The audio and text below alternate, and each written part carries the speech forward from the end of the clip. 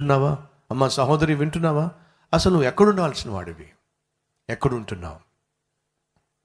ఎవరితో ఉంటున్నావు? ఎవరి ఒడిలో పడుకునే ప్రయత్నం చేస్తున్నావు? ఎవరి గదిలో పడుకునే ప్రయత్నం చేస్తున్నావు? భార్యను విడిచిపెట్టి, భర్తను విడిచిపెట్టి, తల్లిని తండ్రిని విడిచిపెట్టి ఈరోజు నువ్వు చేస్తుంది ఏమిటి? దేవుడు చూస్తున్నాడు. ఆ రోజు సంసోను చేసింది దేవుడు చూశాడు. వెళ్ళి వేశ్య ఒడిలో పడుకుంటే తట్టుకోలేకపోయాడు. సంసోను ఎప్పుడో దేవుడిని వదిలిపెట్టేశాడు, కానీ దేవుడు మాత్రం సంసోన్ని విడిచిపెట్టలా. ఎప్పుడు విడిచిపెట్టాడో తెలుసా? తను విచ్చలవిడిగా పాపం చేస్తున్నప్పుడు దేవుడు వదిలేశాడు. సంసోను అనుకున్నాడు దేవుడు నాకు తోడుగా ఉన్నాడని చెప్పి. మనలో కొంతమంది అదే బాపతి. దేవుడిని నువ్వు ఎప్పుడో వదిలేశావు. నీ పాపాలు చూసి తట్టుకోలేక దేవుడు కూడా నిన్ను ఎప్పుడో వదిలేశాడు.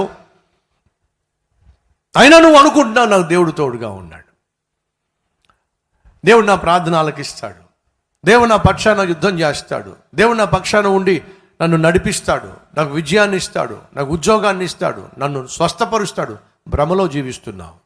ఎప్పుడో దేవుడిని వదిలేశావు. చూసి నీ పాపిష్టి వేషాలు చూసి దేవుడు తట్టుకోలేక నిన్ను దేవుడు వదిలేశాడు. జాగ్రత్త. దేవుని చేత విడువబడిన వాడు ఏమవుతాడో తెలుసా? చిక్కుల్లో పడతాడు. దేవుని చేత విడువబడిన వాడు ఏమవుతాడో తెలుసా? శత్రువు చేతికి అప్పగించ